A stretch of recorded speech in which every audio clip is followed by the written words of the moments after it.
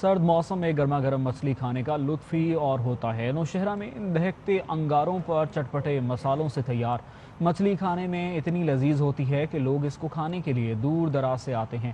محمد اسد کی رپورٹ دیکھیے۔